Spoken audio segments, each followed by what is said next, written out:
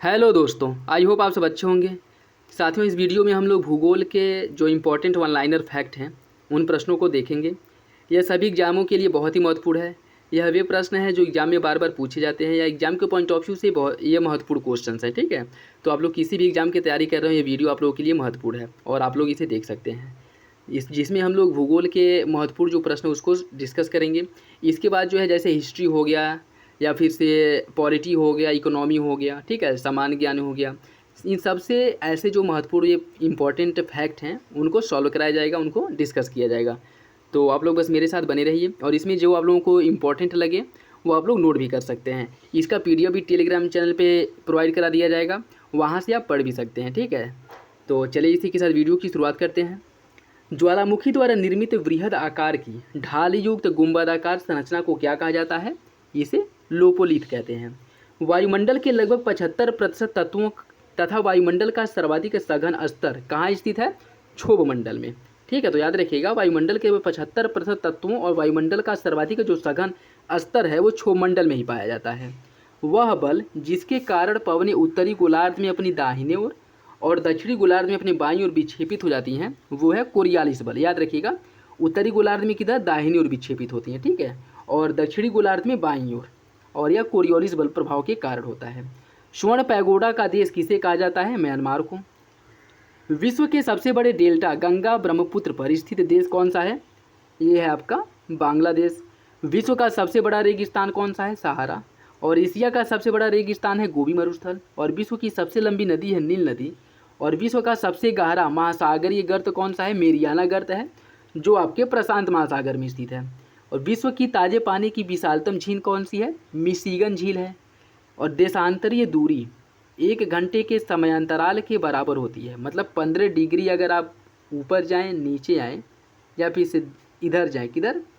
पूर्व जाएं, पश्चिम जाएं, ठीक है, पूर्व की तरफ या पश्चिम की तरफ जाते हैं 15 डिग्री, तो आपको 1 घंटे की वृद्धि या कमी होगी। ठीक है, तो वही कह रहा है कि 15 डिग्री देशांतरी दूरी तय करने पर 1 घंटे समयांतराल के बराबर होता है। ठीक, मतलब 15 डिग्री 1 घंटे के बराबर होता है, यही कह रहा है। ठीक है, भूमध्य रेखा से 30 से 60 उत्तरी एवं दक्षिणी अक्षांशों के मध्य चलने वाली हवा को पछुआ पवन के नाम से जाना जाता है।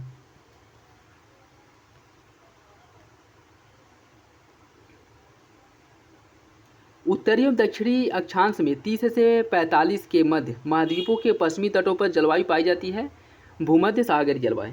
कहाँ पे? 30 से 40 महाद्वीपों के पश्चिमी तटीय भागों में भूमध्य सागरीय जलवायु पाई जाती है। ऊन का सबसे बड़ा उत्पादक देश कौन सा है? ऑस्ट्रेलिया। जब एक छोटे तारे में सुपरनोवा विस्फोट होता है तो विस्फोट के पश्चात तारे का अत्यधिक सघन कोर अवशिष्ट भाग क्या कहलाता है? White dwarf.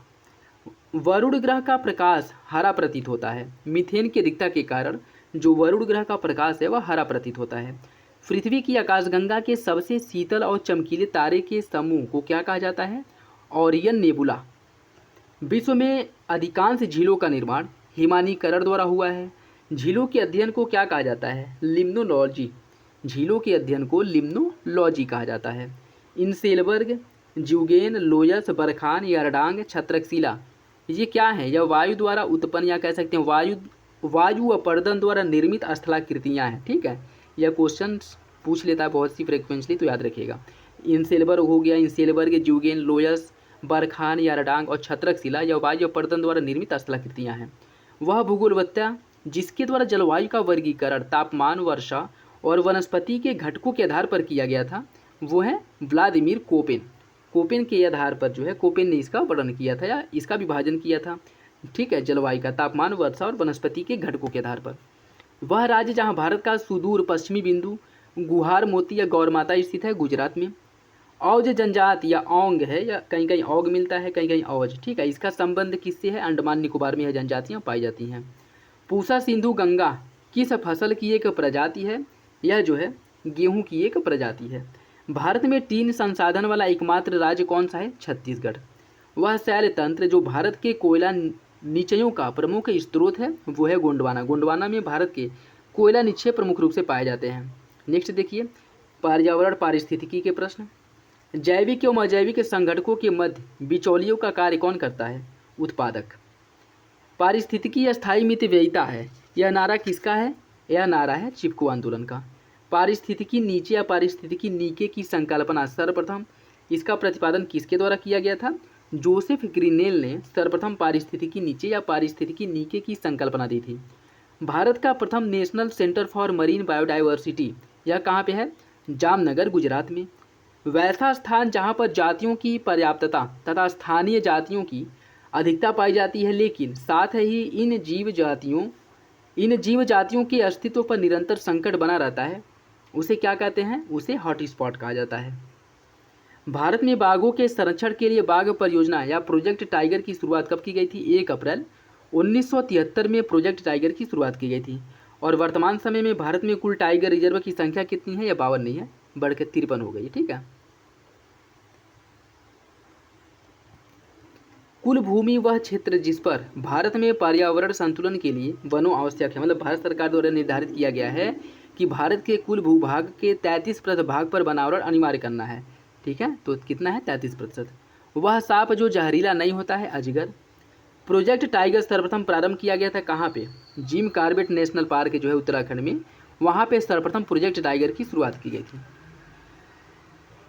दाचिगाम राष्ट्रीय उद्यान जो मुख्य रूप से हंगुल या कश्मीरी स्टैग के लिए प्रसिद्ध है, यह कहाँ पे स्थित है? जम्मू कश्मीर में। अंतर्राष्ट्रीय बाघ दिवस 29 जुलाई को मनाया जाता है।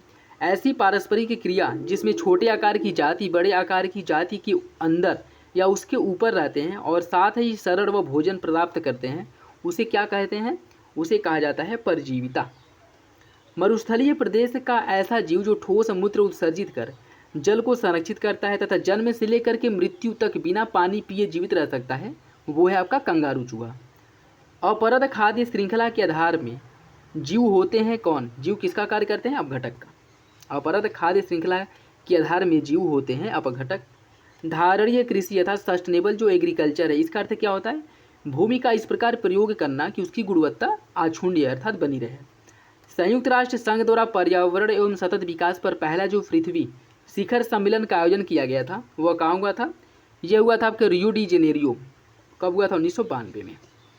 ग्रीन पीस इंटरनेशनल का मुख्यालय कहाँ पे है? नीदरलैंड के एम्स्टर्डम में ग्रीन पीस इंटरनेशनल का मुख्यालय स्थित है।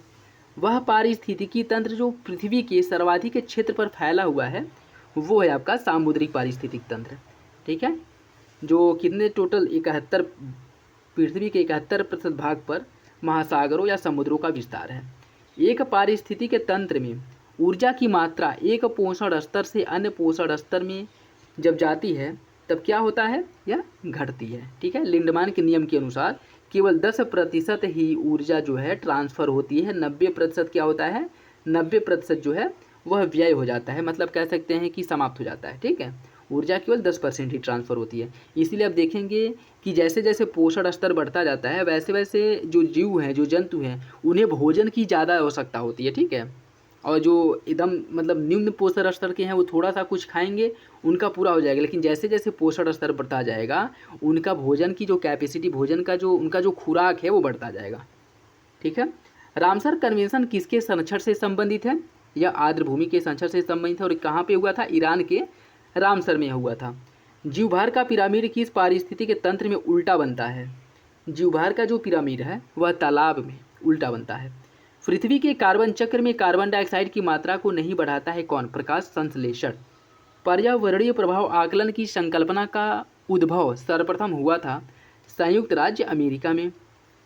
किसी एक समुदाय या परितंत्र में प्रजातियों की कुल संख्या को बताता है, किसके द्वारा इसे निरूपित किया जाता है? इसे अल्फा विविधता के माध्यम से इसे प्रदर्शित किया जाता है।